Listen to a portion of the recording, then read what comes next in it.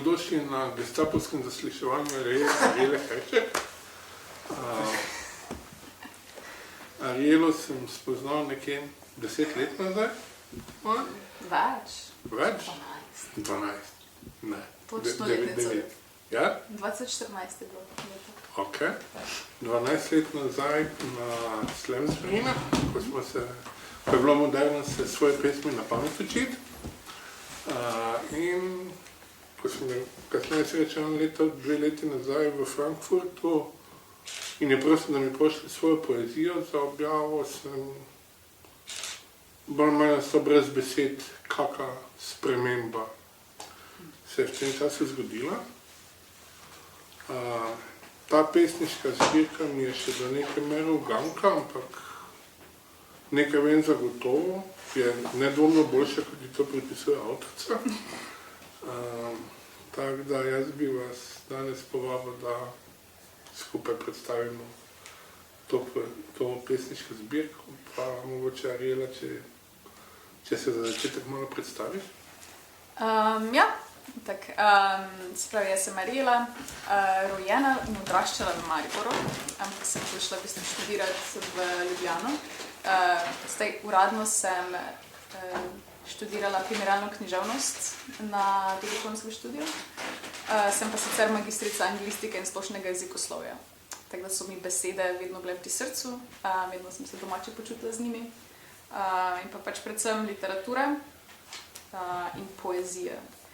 Tako da čeprav sem pisala že kar nekaj let, je tudi ta zbirka odraz več let pisanja, ne sem v bistvu, ne vem, dela izključno za to zbirko.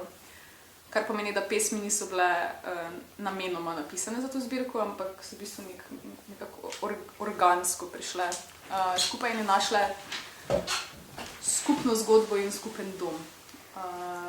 Tako da ja. Lahko mogoče malo poveš o času, kdaj so te pesmi nastajale. Namreč, včasih se zdi, da beremo eno koherentno celoto, včasih se zdi, da beremo o več zadevah. Lahko mogoče malo poveš o kontekstu, v katerem je zbirka nastajala.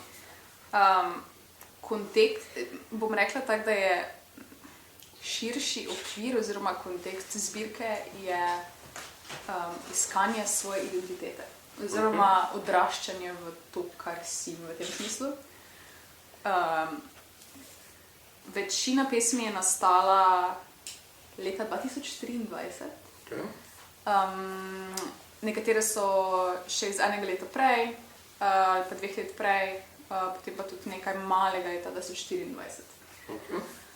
To je bil v bistvu čas, ko sem začela tudi sama razmišljati o tem, kdo sem, kam spadam, a je to, da živim v Ljubljani in delam to, kar delam, in se z ljudmi, s katerimi sem zares pač to, kar hočem, ki je bil tudi čas, ko sem začela več potovati in odkrivati druge kotičke sveta in mogoče vem tudi neka nova doživetja, ki so me pretresla na nek način, so mi dala neko dodatno globino in sem potem na podlagi tega razmišljala o teh drugih možnostih.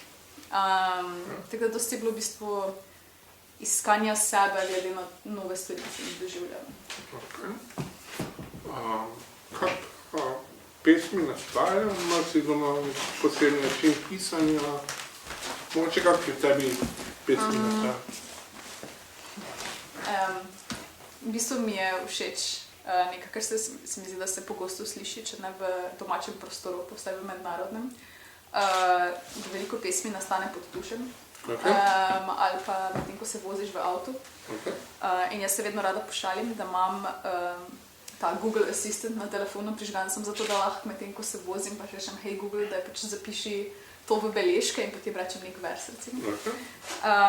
V bistvu večina jih je nekih spontanih, ne vem, ali verzov, ki se jih spomnim, ali da si pač v nekem specifičnem afektu, ko si pač preplavljen z nekimi čustvi in pač pišeš o tem čustvu. Zato bi tudi rekla, da so moje pesmi dosti izpovedne, zato ker se fokusiram na to čustvo in ga poskušam ubesediti. Ja. Imaš kako izdelan poetiko, vzore, nekaj, k čemu težiš? A misliš pesniške vzore od Ja. drugih pesnikov? kako Ja, rečeš? recimo. Lahko tudi babico, no. Mislim, a veš. Po moje bi rekla, da so na mene najbolj vplivali, se pravi, primarno pišem v angleščini. Temu smo našli. Ja, ampak zato so tudi primarno tuji avtorji, oziroma specifično ameriški avtorji vplivali. Okay. Še posebej ta generacija izpovednih pesnic, kot so Anne Sexton, Sylvia Plath, Adrienne Rich. Zadnje čase se dosti povežem tudi z recimo Ado Limon, ki je bila tudi ta narodna pesnica ZDA nedavno. V bistvu nikoli se nisem toliko povezala z pesmimi, ki se rimajo, ki so napisane v metrumu, čeprav imam zelo rada staro latinsko poezijo, ampak ne vem, vedno se mi je zdelo dosti bolj zanimivo, da najdeš ritem nekje, ker ga ne pričakuješ. In se mi zdi, da dostikrat pri prostem verzu je ravno to, da te preseneti, da pesem ima nek ritem, čeprav ga ne pričakuješ. Tako da iz tega vidika tudi, ne vem, Walt Whitman, William Carlos Williams, se pravi res bolj ameriški pesem. Se pravi, pesem preslišiš, kot jo vidiš, recimo. Ja, zato tudi recimo pesmi, ki jih pišem, niso nujno, se ne igrajo toliko z obliko, vizualno, razen dve pesmi mogoče, ki se bolj igrata z obliko v tej specifični zbirki. Ampak hkrati ta oblika nekako nakazuje tudi ritem. In vedno mi je v bistvu bolj pomembno, na kak način se bere. Tudi jaz, ko berem poezijo drugih pesnikov, vedno slišim v glavi celo pesem. Nikoli nisem, da jo prebereš in to je to, ampak vedno imam pač nek ritem v ozadju. Si igrala kdaj? Si bila kdaj igralka? Ja, sem bila igralka, ja. Okay. Sicer so bili amaterski časi na prvi gimnaziji. Tina je z mano igrala, tako da ve. Okay. Na prvi gimnaziji, ampak ja, sem tudi igrala gledališče. Pravi, da te mika glasba tudi v povezavi s to poezijo? Ja. Itak, mislim, glasba je bila mogoče še prej kot poezija del mojega življenja, pomemben del mojega življenja. Tudi, ne vem, kitaro igram že 17-18 let, dosti časa. Pa tudi pela sem v bistvu celo osnovno šolo, potem sem začela tudi pisati v bistvu pesmi za glasbitev. Nekaj malega sem sodelovala tudi z Floro in Paris, slovenskim bandom, tako sem tudi tam v bistvu pisala besedila za pesmi. Tako da se mi zdi, da tudi zaradi tega mogoče dojemam poezijo na koncu koncev napol kot glasbo. Oziroma ste vsaj zelo povezani v mojih mislih. Ok, zdaj sem pa že preveč radovedno za naslednjo vprašanje, te lahko prosim, da nekaj prebereš. Da nekaj preberem? Ja, prosim, nekaj. Eno. Eno? Lahko.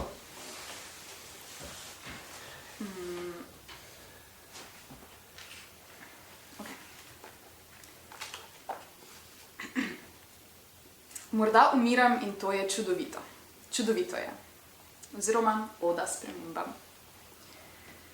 Ni konec, če spomine neseš s sabo v drugo življenje. Morda življenje, ki je lažje, kot je bilo zadnje. Morda življenje, ki ima prej okus po rečni vodi kot goreči hiši.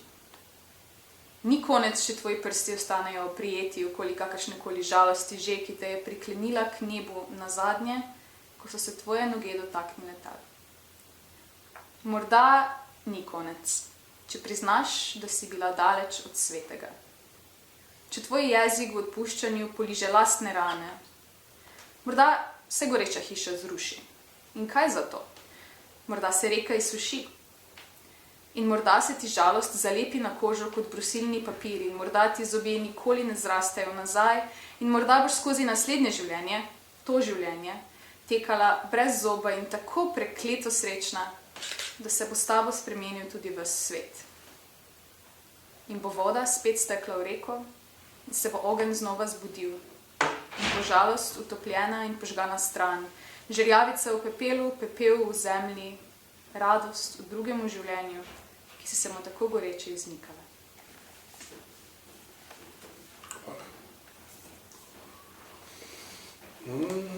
Mislim, da napišeš na začetku, da je nekaj pesmi bilo napisanih po izkušnjah. Nekaj jih je pa čisto fikcijskih. Lahko malo mogoče osvetliš to razliko.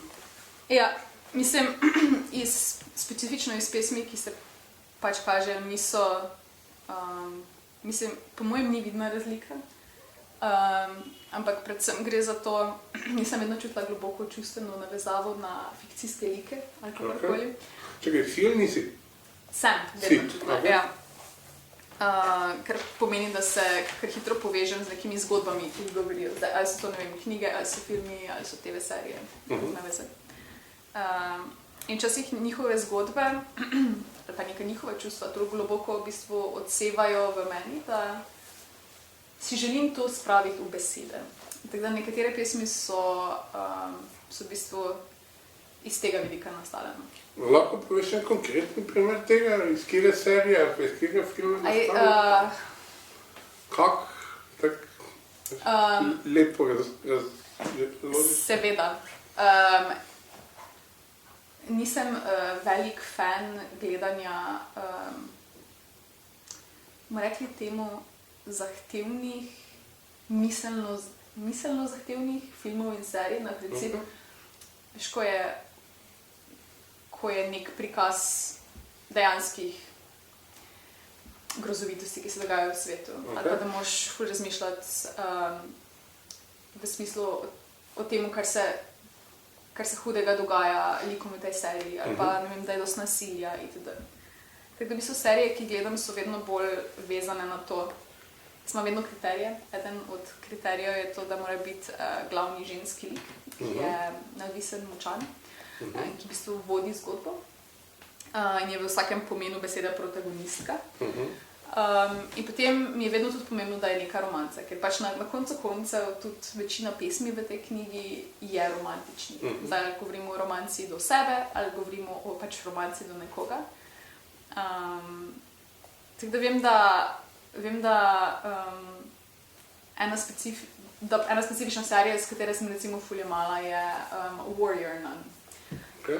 Ki je sicer zelo zanimiva ekskurzija v to, kar pomeni v bistvu religija, kar pomeni družbeni odnos do religije, pa kako vidimo neke religiozne simbole. In v bistvu globljeno, kot se zdi na prvi pogled. Ampak je tudi zelo zabavna in je tudi v bistvu zelo lepa ljubezenska zgodba vmes. Tako da ja, to je recimo en specifičen primer. Ok, kaj pa pol? Tera pesem? Ja, kjer je motiv pa kak si ga pol uporabila? Zdaj nisem ziher, če bom našla ta pravo, ampak recimo, ker je ravno religija vključena, sama nisem verna, sicer imam tudi birmo, ampak nisem verna in pač tudi nikoli nisem imela.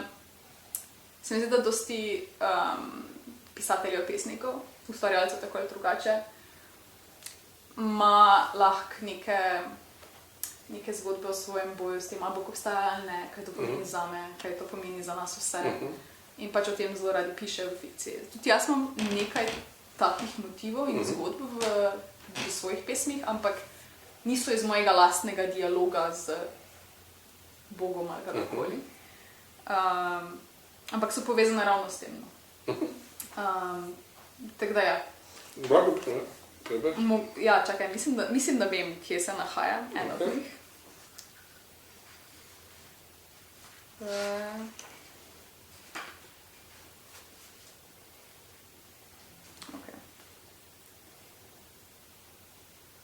No, eno sem našla, ampak ta specifična ni bila inspirirana iz te serije. Okay. Lahko pa preberem. Pogovori. Mislim, mi je ful bolj všeč naslov v angleščini, Altercations with God, ampak to je ravno en tak primer, Kaj je po angliščini? Altercations with God. Altercations. Ja, to je ravno en tak primer, ko je zelo težko prevajanje, ki v bistvu altercation pomeni v angleščini nek spor, včasih je lahko tudi deloma fizičen, ampak v bistvu gre za nek, ja, v bistvu gre za spor. Ampak tega nisem hotela prevajati kot spor v naslovu v slovenščini, ker v bistvu ne gre za res za spor. Se mi zdi, da ima beseda zame v angleščini čisto drugo konotacijo, kot bi jo imela. Kak si prevedla? Spor. Jaz sem pa prevedla pogovori. Pogovor. Ja. V mojih sanjah mi dobrohoten Bog z ustnic obriše grenivk in sok. Mi reče, da bom še bolj hrepenela po stvarih, ki jih nikoli ne morem imeti. In zadnje čase se mi prikazujejo motne slike nasmejanih ljudi in sprašujem se, če sami pri sebi slišijo tisti izdajalski, prozodični spodrsljaj, ki mi da vedeti, da je nasmeh lažen. In v mojih sanjah postanejo morski ježki, ki se mi zataknejo na roke, moji najboljši prijatelji. Svet je preveč krut, mi govorijo. Tako krut. Čas je, da vrneš to prekleto bolečino, jo raniš s kremplji, ki jih nosiš na dlaneh, da postaneš prepričana, trdna, nedotakljiva stvar. V mojih sanjah Bog ni več dobrohoten. Zeleno grmovje zažge, s svojimi nohti zareže skozi ves preklet svet, si želi, da vsak, ki je kriv tega, da je narejen iz zvezdnega oblika, trpi, naj bo, kar bo. To pomeni, da bomo vsi odšli glasno, mogoče pripeljali nov svet, novo življenje, ki bo vredno vsega trpljenja. Morda celo vesolje, kjer je trpljenje beseda, ki je nihče več ne pozna. Zadnje čase se moje sanje sploh več ne zdijo kakor sanje. Zadnje čase upam, da nas bo vse skupaj posrkalo v pozabo. Živa in sama, mrtva in sama, to ni pomembno. Ali pač. Še vedno bom sanjala o dobrohotnem Bogu, katerega poljubi ponese v nebesa. Kako se ti zdi najbolj prepričljiva ženska antagonistka? Antagonistka? Antagonistka, ja. Najbolj prepričljiva. Ja, pa tako najbolj hulno.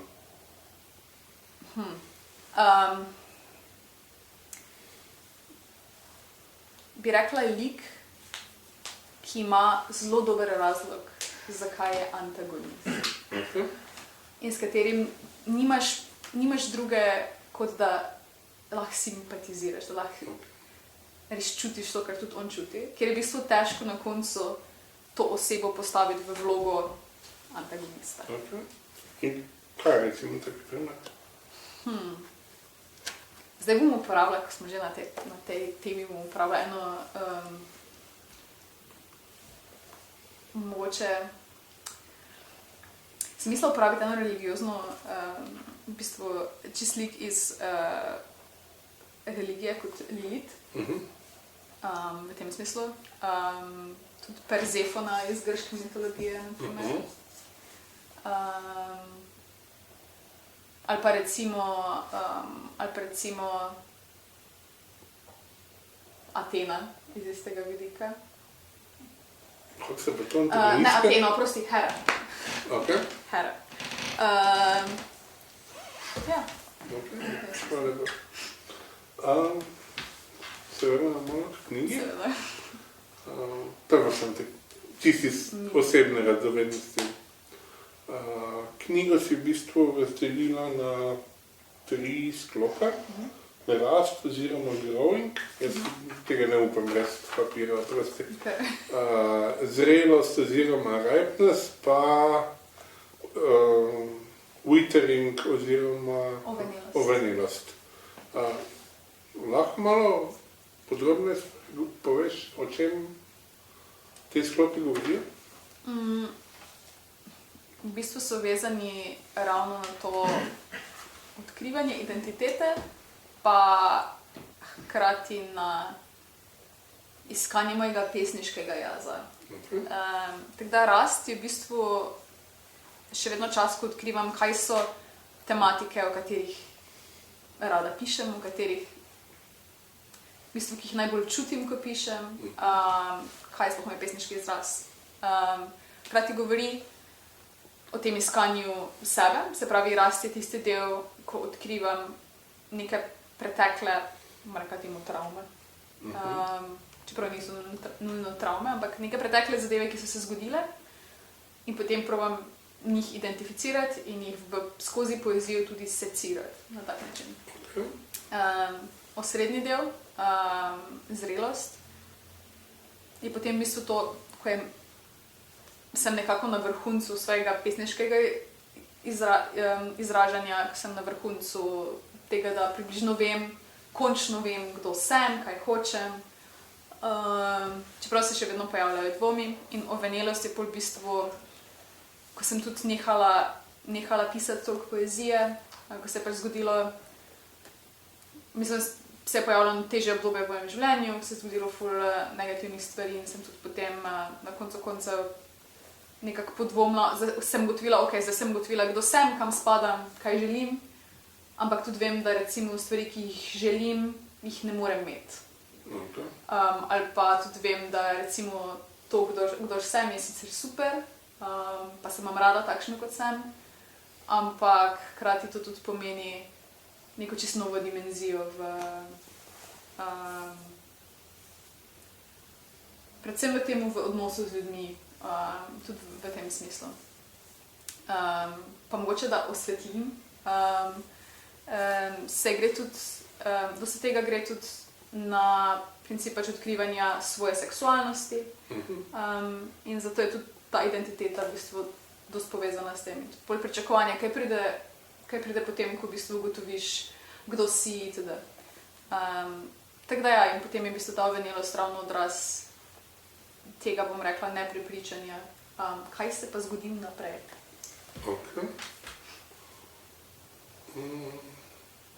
Dostikrat je pri pesnikih, sploh mlajših pesnikih pa pesnicah, vidim en kar močen prestop iz nekega začetniškega jezika v eno zrelo govorico. Ravno zato, ker je minilo kar skoraj desetletje, kaj se nismo srečala, je, kako imam jaz tvojo poezijo spominil, pa to, kaj sem bral, je zelo različna poezija.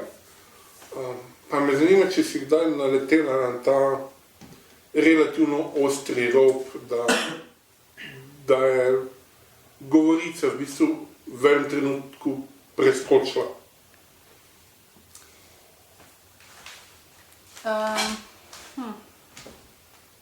Ne vem, če obstaja ostri rob, vem pa, kdaj se je začela izboljševati moja poezija. V času covida, v bistvu med prvim valom, je potekal v Ameriki ta National Poetry Writing Month, oziroma NaPoWriMo. To se ponavadi zgodi aprila. Tako da bil je april 2020 in sem naredila v bistvu Instagram račun za svojo poezijo. In potem v bistvu je dosti drugih mladih pesnikov zgleda imelo podobne misli in smo se v bistvu tam povezali, začeli v bistvu deliti poezijo drug z drugim, se spodbujati itd. Smo tudi dostikrat imeli skupne videoklice, smo v bistvu pisali poezijo, smo si jo izmenjali tudi, ne vem, konstruktivno kritiko in tako dalje. Tako da se mi zdi, to je ena stvar, mislim, to je tak ena izkušnja, ki me je ful zaznamovala in v bistvu skozi to sem dobila ful prakse, ker me je spodbujalo, ena stvar je to, da pač pišeš vsak dan, druga stvar je to, da imaš okoli sebe neko skupnost, kjer se počutiš varno, in na koncu koncev, da te tudi inspirira, zato ker eni od teh pesnikov so bili izjemni. Mislim, da so bile res čudovite pesmi, ki so nastajale in pač so tudi zelo ustrezale mojim preferencam, kaj jaz rada berem v poeziji.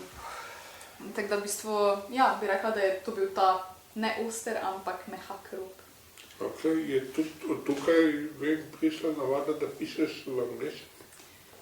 Si tu začela? Ne, v angleščini pišem pa res po mojem že od prvega letnika srednje, konc osnovne. V bistvu, odkar zares pišem poezijo, pišem v angleščini. Ok, k temu se bomo še vrnila, ampak bi te pa prosto, če lahko nekaj prebereš. Ja.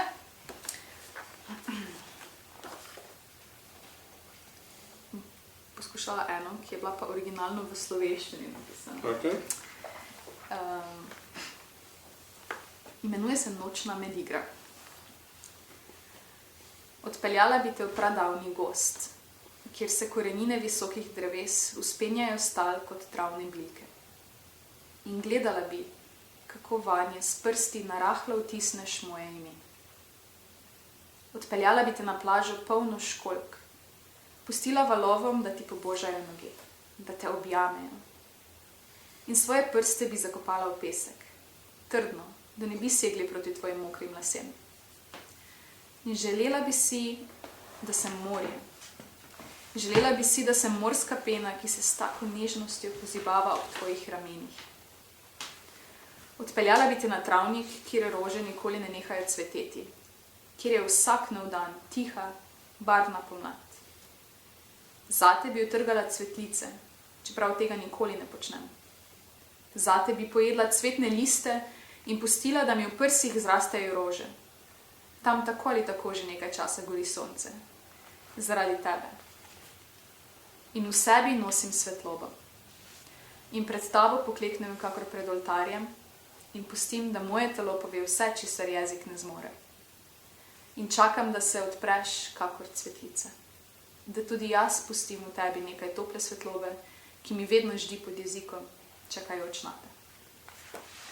hvala lepa. Ogromno te poezije nastalo v iskanju identitete, kdo si.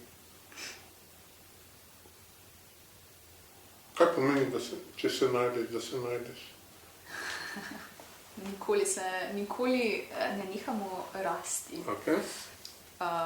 Mislim sem, da na eni točki prideš do spoznanja, da kdorkoli si, moraš biti zase dovolj dober in moraš biti iskren do sebe. Predvsem to. To mislim, da je bila primarna stvar, ki sem začela razmišljati takrat, ko sem v bistvu dajala to obdobje skozi. Se pravi, da o tem tudi govorjeno v pesmi. Da v bistvu do tega trenutka nisem bila iskrena sama s sabo in sem v bistvu si razlagala stvari, tako kot recimo, ne vem, je družba zapovedovala, ali recimo sem poslušala druge, ali nisem bila dovolj v stiku sama s sabo in sem zato mogoče zgrešila neke ključne, ne vem, sporočila, ki sem jih sama sebi hotela povedati, pa jih v bistvu nisem slišala.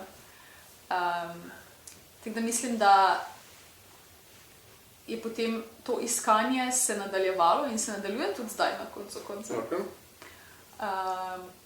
Najdeš se sam do te mere, da se odločiš, da zdaj boš pa iskren s sabo in si boš pustil, da rasteš in vse spreminjaš. Čeprav ni tako, da se najdeš in pol si tako do smrti. Ne, Okay. ne, to bi bilo zelo dolgočasno.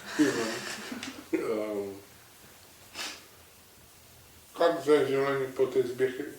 Kako spremembo je ta zbirka v tvoje življenje? Prinesla, če je kako? Oddahnila sem si, Zakaj? ker so te pesmi našle svoj dom. Okay. Predvsem to. Prej so bile na mojem telefonu v beležkah. Ali pa v Wordu dokumentu na mojem računalniku. In niso imele, vedno je neka zgodba obstajala za njimi. Jaz sem točno vedela, o čem govori katera pesem in katero zgodbo mi govorijo. Ampak sem res hotela to dati neko zaključeno celoto, na koncu konca, ki povzame tudi recimo to, kar sem jaz dala skozi. Ampak ja, predvsem oddahnila sem si. Tako zdi se mi, da ena stvar, ki sem tudi naredila v smislu osebne rasti, je, da sem si upala te pesmi izdati. Okay. Tako da je. Daj mi povedati, če bi bili 3 ljudje, pa recimo 3 znani ljudje, ki bi jim lahko dala svojo knjigo. Okay. Komu bi dala, pa zakaj? To je pa ful dobro vprašanje, če se moram pa prav razmisliti. A morajo biti živi? Ne. Okay. Tudi rani ne rabi biti, lahko so medicinski. Trajne. Ok, najprej bom rekla eno osebo, ki je mogoče dosti žalostna. En del te zbirke, v bistvu ta withering del, je v bistvu ravno mi napisano v začetku tega težjega obdobja. In pač en del tega je bil tudi, ker je pač moj oče v bistvu zbolel za rakom. In potem je bilo v bistvu kar težek boj in potem je tudi umrl v bistvu leto pa pol nazaj. Tako da mislim, da bi njemu predsedala, ker vem, da če bi bil živ, ko sem to zbirko izdala, da bi pač definitivno hotel biti prvi, ki jo ima. Tako da on je ena oseba. Potem kot druga oseba,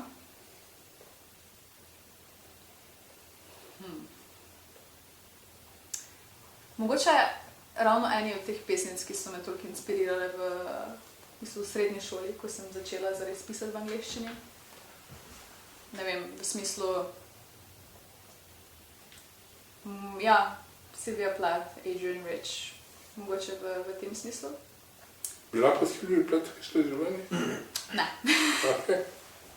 Ne. Vsak se mora sam rešiti. Okay. Tako bi zatrdila.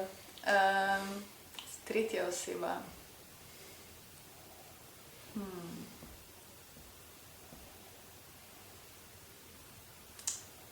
Ker težko vprašanje postavljaš, moram reči. To je to zasliševanje. To so me na Gestapu naučili.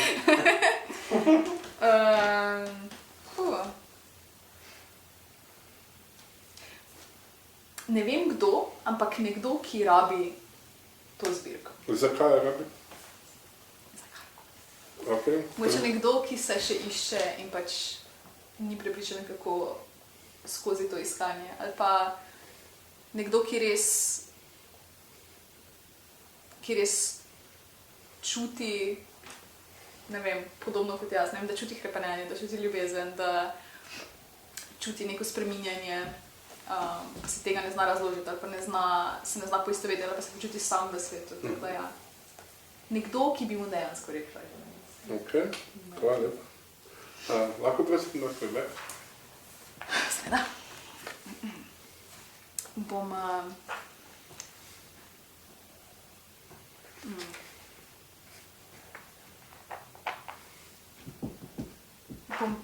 prebrala eno, ki jo je pa inspirirala fizika. Zakaj?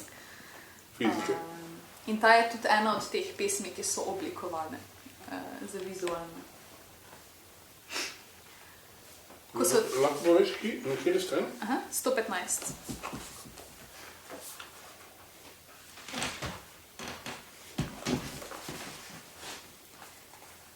Ko so 10 let nazaj prižgali veliki hadronski trkalnik v Švici, so delci trčili na točno pravi način, da smo lahko končno dokazali obstoj Higgsovega bozona. Delca, ki vsem ostalim daje maso. Delca, ki bi mu lahko rekli Bog ali stvarstvo ali katerakoli druga sveta stvar. In ko se dotakneš mojega zapestja, vsak kri v mojem telesu postane težka s hrepenenjem. Ne vem veliko o fiziki ali Bogu, ampak ko me pogledaš, tvoje oči v meni ustvarijo svetlobo, tako svetlo, kot da bi pogoltnila zvezde. In nekaj, kar sem v bistvu... Ta pesem je nastala kot celota, ni bila oblikovana nič. In potem, ko sem začela razmišljati o oblikovanju, sem ugotovila, da v bistvu lahko iz ene pesmi nastaneta dve. Tako da v bistvu, če se bere samo ta stolpec, je že to spet druga pesem oziroma ta stolpec. Tega bom prebrala zdaj v slovenščini še ta drug stolpec.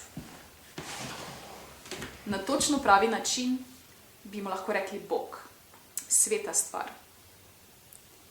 Se dotakneš mojega zapestja težka s hrepenenjem, me pogledaš tako svetlo, kot da bi pogoltnila zvezde. Sicer se mi zdi, da v angleščini boljše izpade, ampak v bistvu sta na 2 stranih so 4 pesmi. Prosim, prebaj še v angleščini. Okay. Celotno ali... Po želji. Ok. Mislim, celotno vsekakor, pa po želji še pa... Velja. When they switched on the particle accelerator in Switzerland 10 years ago, The particles collided in exactly the right way to finally prove the existence of a Higgs boson, the particle which gives all other particles mass. The particle we might as well call God, or creation, or any other holy thing. And when you touch my wrist, all the blood in my body turns heavy with want. I don't know much about physics or God, but you look at me and it creates light in my chest so bright I might as well have swallowed the stars. In Steinbach collided in exactly the right way, a Higgs boson, a holy thing, want or God. In my chest, I might as well have swallowed the stars. Hvala. Vedno sem čutila, da mi angleščina daje več prostora za izražanje. Če me boste vprašali o tem, vam bom z veseljem naštela nekaj razlogov. Vprašajte o tem.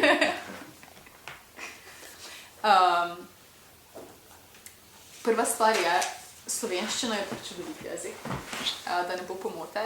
V njej ne pišem primarno, se pravi, ni moj primarni jezik izražanja, zato ker je ne bi marala ali pa ker bi se mi zdela grda, nasprotno. Zelo težko se je lepo izražati v slovenščini. In meni se je zdelo, da vse, kar napišem v slovenščini, nikoli ne bo zvenelo dovolj dobro oziroma dovolj pristno, tudi v smislu, se pravi, v angleščini recimo poznamo ogromno sinonimov, slovenščina jih ima dosti manj. In da v slovenščini napišeš nekaj, kar bo zvenelo, da bo zvenelo dobro, da pač lahko prikažeš dejansko neko čustvo ali pa nek dogodek, karkoli že pač počneš, karkoli hočeš pokazati, se moraš trikrat bolj potruditi, da nimaš konstantnega ponavljanja nekih izrazov, da na koncu koncev, da to, kar napišeš, da nisa neka kakofonija, da dejansko stvari zvenijo lepo. In imam recimo ene par priljubljenih pesnikov, ki se mi zdi, da v slovenščini čudovito se izražajo in pač to res obvladajo. Jaz se nikoli nisem počutila, da sem na njihovi ravni. Mogoče mi je, ko sem se ukvarjala s to zbirko in sem v bistvu prevajala te angleške originale v slovenščino, in tudi ko sem pisala originale v slovenščini v zadnjih 2 letih, sem mogoče malo spremenila mnenje, da tudi znam nekaj lepega napisati v slovenščini. Ampak mogoče tudi zaradi tega, ker sem si rekla, da ne rabi biti angleščina moj edini jaz v tem smislu. Sem se pa vedno počutila bolj domače. Mogoče en del tega tudi zato, ker pravijo, da težja čustva ali pa neka osebna čustva je vedno lažje izražati v drugem jeziku in ne v maternem jeziku. Tako da mogoče tudi to en del tega. Potem je pa povezano predvsem tudi z mojo ljubeznijo do tujih jezikov, in s tem, da je angleščina bila vedno moja največja ljubezen. In sem preprosto želela ustvarjati. Pa tudi to, da na koncu koncev sem v bistvu od konca osnovne šole ogromno konzumirala literature, pa tudi na koncu koncev filmov, serij, predvsem v angleščini. Se pravi, nisem bila toliko v stiku z slovenskim jezikom, kot bi se mi zdi, da morala biti, da bi lahko zares ustvarjala v slovenščini na takem nivoju, kot bi si želela. Tako da ja, to je nekaj mojih razlogov. Splošno jezikoslovka si, no? Ja. Koliko jezikov govoriš? 6.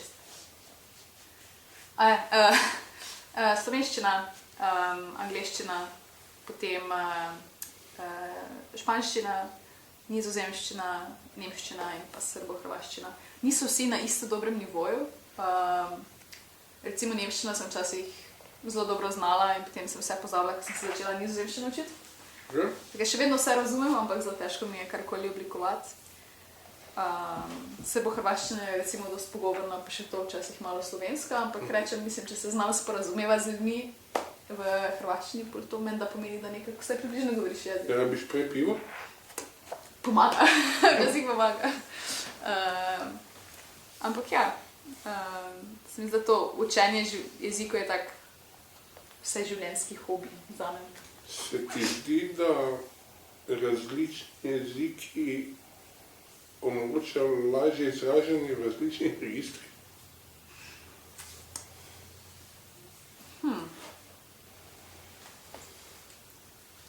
Ne. Ne bi enačila tega z registri, ker pa bi ziher se nekdo našel, ki bi rekel, ja, v nemščini ziher vse zveni bolj strogo, kar sploh ni res. Ampak to je ta standardni argument ljudi, ki ne marajo nemščine, se mi zdi. Ampak ne, meni se zdi, da vse na koncu koncev ima tak ton, tak register, tako sporočilo, kot ga ti sam sebi interpretiraš. Teda bi rekla, da na koncu koncev je odvisno od tistega, ki bere, ne pa tistega, ki piše v katerem koli jeziku že. Edino mogoče to, da se mi zdijo nekateri jeziki bolj primerni za sporočanje specifičnih tematik. Recimo, pa najbrž bi se ful ljudi strinjalo z mano, da je španščina ful primerna za izražanje ljubezenskih zadev in tako naprej. Pa mogoče nemščina dosti bolj za kakšne družbeno-kritične pesmi, čeprav imaš pa klobase besed. Ampak ja, bolj v tem smislu. Si razmišljala, da bi na ta način konstruirala zbirko? Da bi Različnih jezikih. Ja, da bi naredila Babylon, pa... To bi bilo zanimivo. Za potrebe različnih žanrov uporabljala različne jezike. Predvsem je problem, da sama ne znam vseh jezikov dovolj dobro, da bi lahko sama prevajala.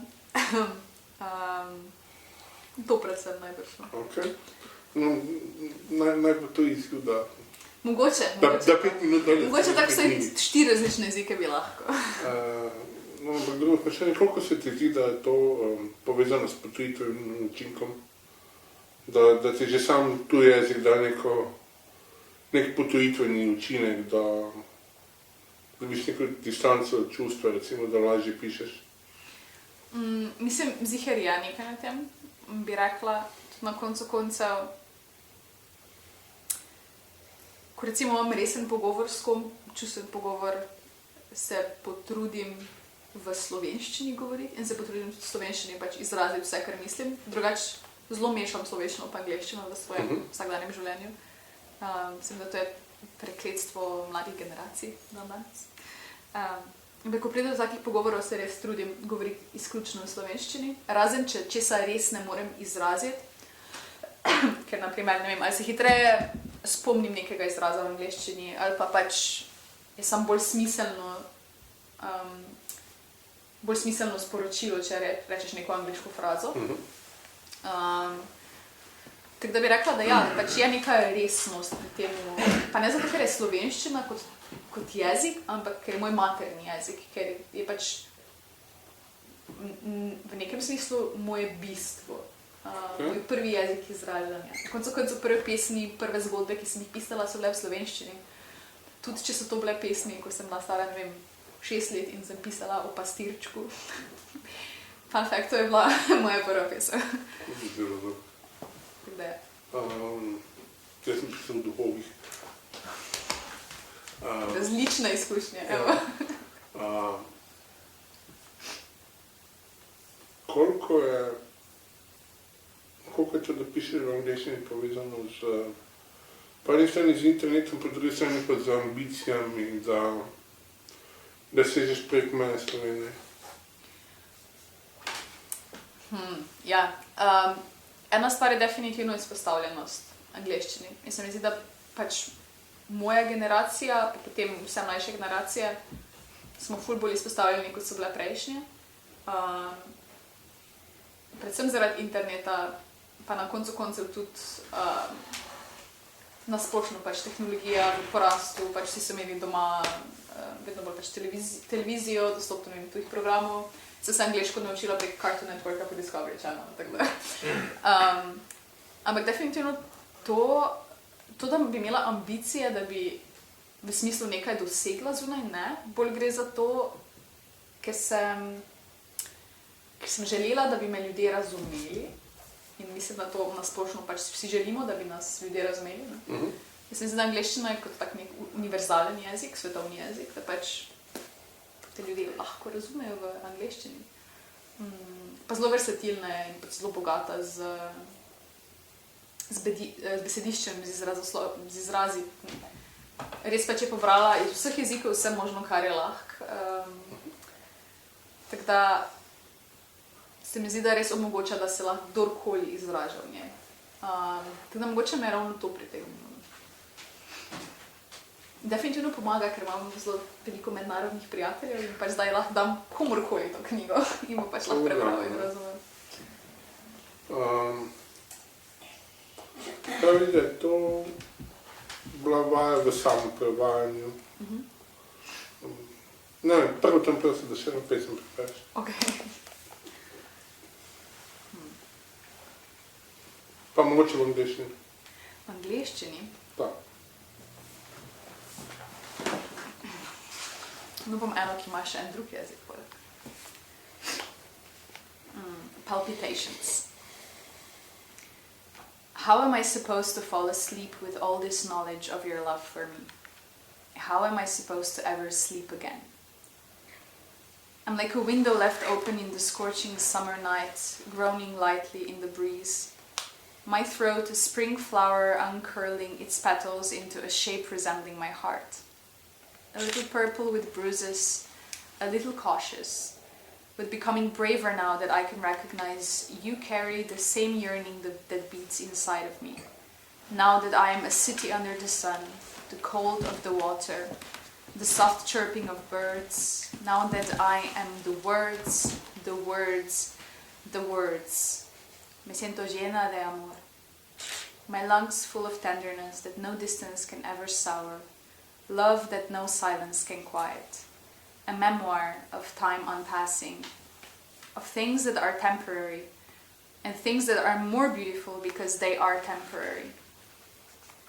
There is some deep blue want inside of me that knows the color of your eyes by heart. That dances with you slowly in the dark. A love that can never be quenched. So, how am I supposed to ever sleep again?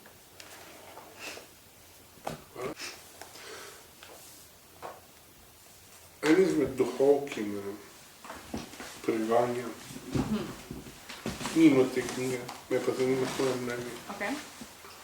je tista zgodbica, ko smo nabrali v osnovni šoli od Prežihovega Voranca, Dobro jutro.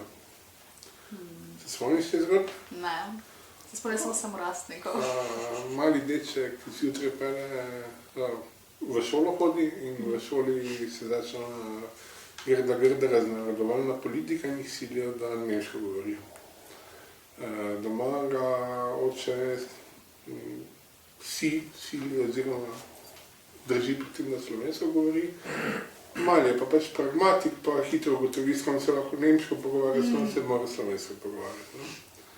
In zjutraj pred šolo mora peljati na pašo, mrzlo je, trava je rosna za spanje, krave se nikam ne spakirajo. In nasproti vidi enega lepo oblečenega človeka, kak mu pride, ki ga ne pozna in potem razmišlja, ali ga bo pozdravil v Sloveniji ali ga bo pozdravil v Nemčiji. In ker je lepo oblečen, se odloči, da ga bo pozdravil v Nemčiji in se guten tak. In ta gospod mu seveda odloči, dobro jutro na Nemčiji. In on živi zdaj razodetje in pravi nekaj v smislu, o domovino nikoli več se ne bom izdal. In to imajo profesorice slovenščine blazno rade, ker tako lahko malo krivde nabijajo. Seveda. Mene zanima, če je malo krivde tudi pripisani v angleščini, če je tudi malo, če je ta element izdajstva zraven. Ne. Ne, se mi zdi, da vsak se sam odloči, v katerem jeziku se bo izražal. To je tak, se mi zdi, da spada kot en del ta pač avtonomija telesna avtonomija, jezikovna avtonomija, bi rekla, da bi jo uvrstila v to, ampak nikoli ni bila krivda, bolj sem bila jezna sama nase, ker nisem dovolj brala v slovenščini, sem tudi študirala anglistiko, kar pomeni, da sem ogromno brala v angleščini zaradi pač faksa. In na koncu koncev sem ugotovila na eni točki, da v bistvu se moja slovenščina slabša, zato ker sem bila čist iz stika z njo. Potem sem po bistvu začela malo bolj delati na tem, da bi probala res v slovenščini kaj napisati, ali pa da bi probala svoje pesmi prevesti v slovenščino, čist iz tega vidika, da tudi ohranjam nek nivo slovenščine, ki je meni ustrezen, ne rabi biti drugim ustrezen, ampak meni ustrezen, zato da se jaz lahko izražam tako, kot se želim. Ampak je pa časih bilo malo frustrirajoče, da ni bilo krivde, je bilo pa sem bila malo zafrustrirana, da se nisem mogla izraziti. Koliko je tu straha govoriti slovensko, pisati v slovenščini, govoriti slovensko? Ni zares me strah napisati, bolje sem strah, da bi to prebral nekdo, ki je dosti boljši v tem in bil tak, te pa slabo verjela. Pa tudi ni zares strah, ker sem imela mogoče pač slabe izkušnje z nekaterimi slovenskimi pesniki, ki so mogoče se jih vidi kot avtoritete v slovenski poeziji ali kakorkoli. Tako da sem po tistem se malo umaknila iz slovenščine. Se pravi, to je nek zafrustriran pesnik, ki najbolj profesor na faksu povzročil.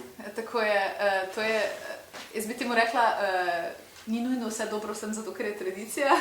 On bi temu rekel, ampak tradicija je pomembna, se strinjam, ampak je tudi povezano, Mislim predvsem, samo to, da se pusti mladim pesnikom, da delajo napake, pa da pišejo slabe pesmi. Ker na koncu koncev vsak od nas kdaj napiše slabo pesem.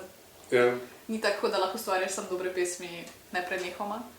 Tako da mislim, da je to predvsem to. Pustimo gospoda ali gospod anonimno? Ja, dajmo. Dobro, da še preberem na pesem, prosim. Pa počasi zaključimo. Velja.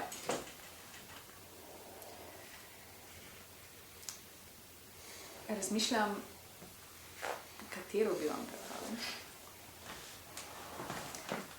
Zato, ker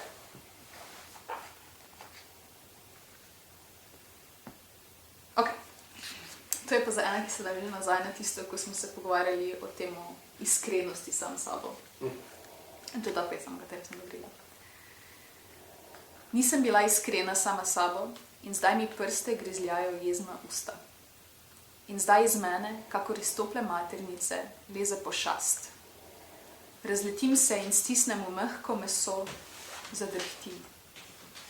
Nisem bila iskrena s svojimi rokami. In zdaj se hočejo na vsak način ločiti od mojega telesa in steči proč, se dotakniti stvari, pred katerimi sem jih vse življenje svarila. In zdaj se vsakogar dotikajo z neko tresočo nujo, ki ne neha niti po noči. Zato se tresem v sanjah in sanjam o tem, da bi ves svet stresla v meglo, vsaj enkrat. In pošast mi poje v postelji in moje roke se dotaknejo lastnega telesa kakor neznanke. In začnem razumeti, da te bodo življenja, ki jih nisi živel in v katerih nisi ljubil, požrla kot sestradano bitje, da bodo zobala, dokler ti kot družba ostanejo le tvoji tresoči se prsti in tvoje pošasti. In ne boš imel druge izbire, kot da se končno pogledaš v oči in si priznaš, da si se pretvarjal, da si nekaj, kar nisi. Hvala. No, če še preden zaključimo, še besedo dve o tem samoprevajanju. Kako je to potekalo, oziroma kakva izkušnja je prevajati lahko poezijo? Zahtevno. Predtem sem drugače prevajala že več pesmi.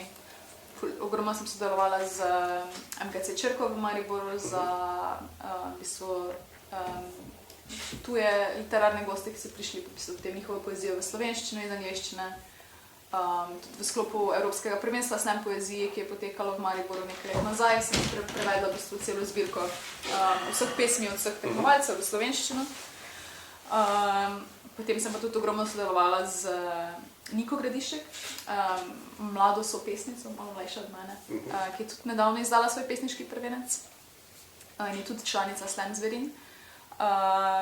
In sem v bistvu njene pesmi veliko prevajala. Ona je potem tudi bila državna prvakinja v slam poeziji več let, šla je na evropsko, na državno, na evropsko, na svetovno prvenstvo v slam poeziji in je tudi iz tega vidika potrebovala v bistvu prevode svoje poezije v angleščino.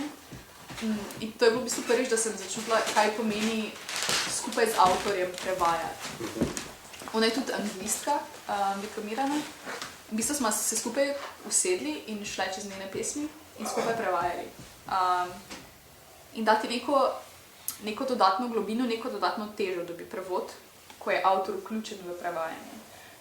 Predvsem, ko pozna oba jezika. Ni nujno, da je pač potem ta oseba dobra tudi v prevajanju.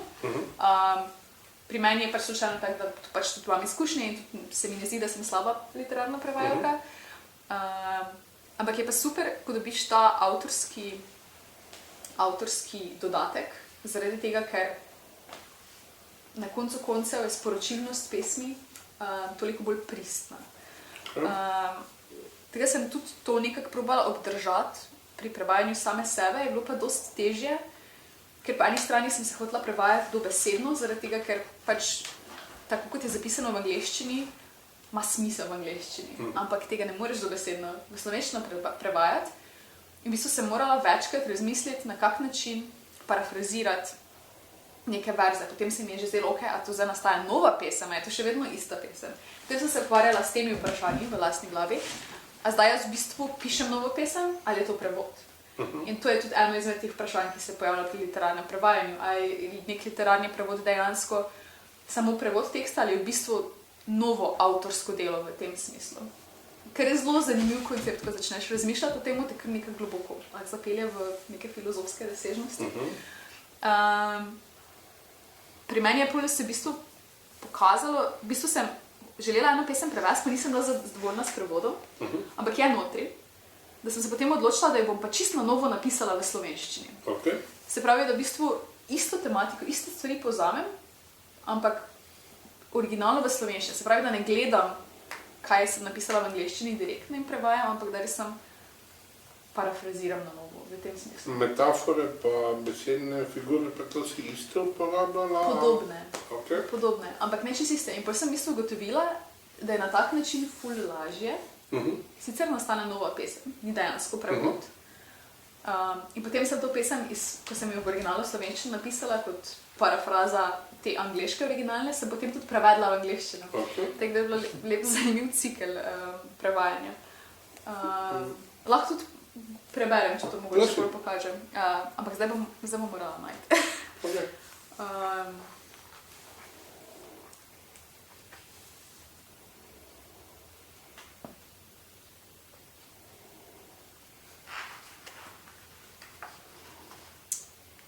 Tako si nisem zapisala številk.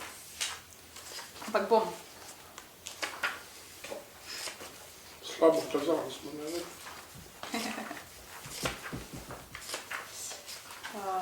Bolje to, ker so umaknjene ena od druge, tako da na koncu, ko iščeš, je...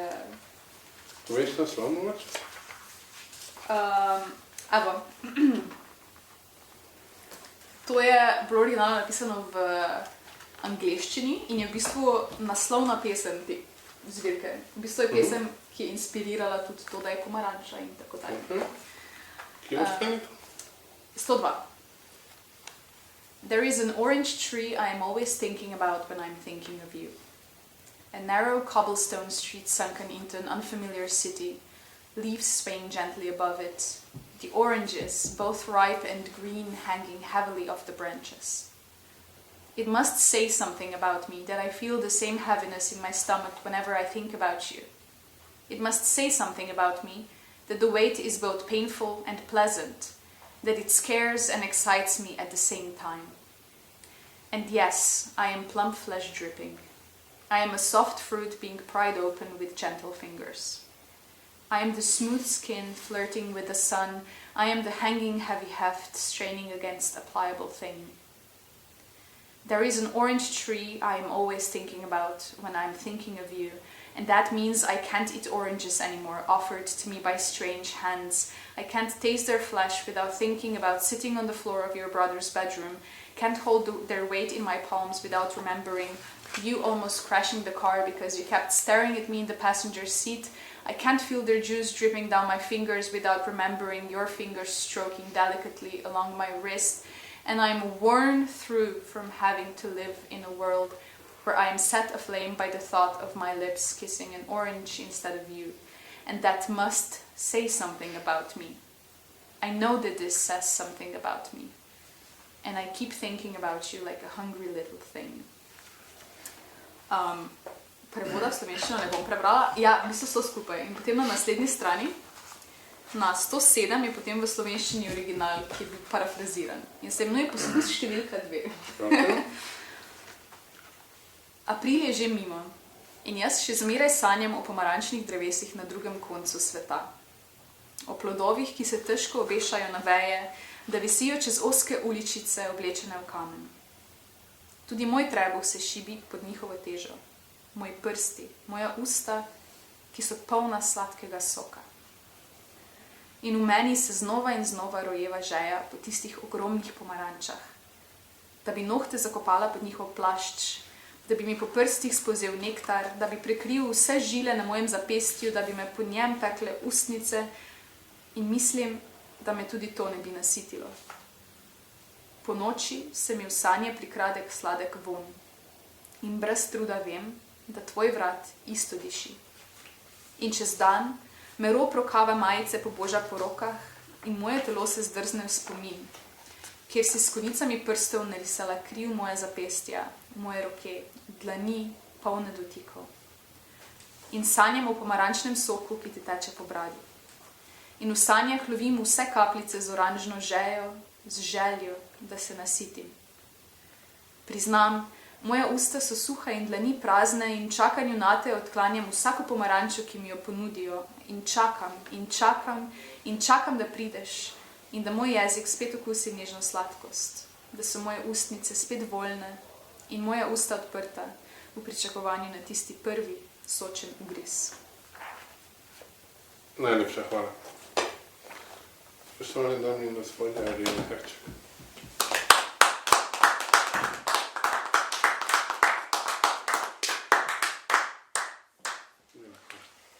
Hvala, Gregor. Dobro si me zaslišal. Ja?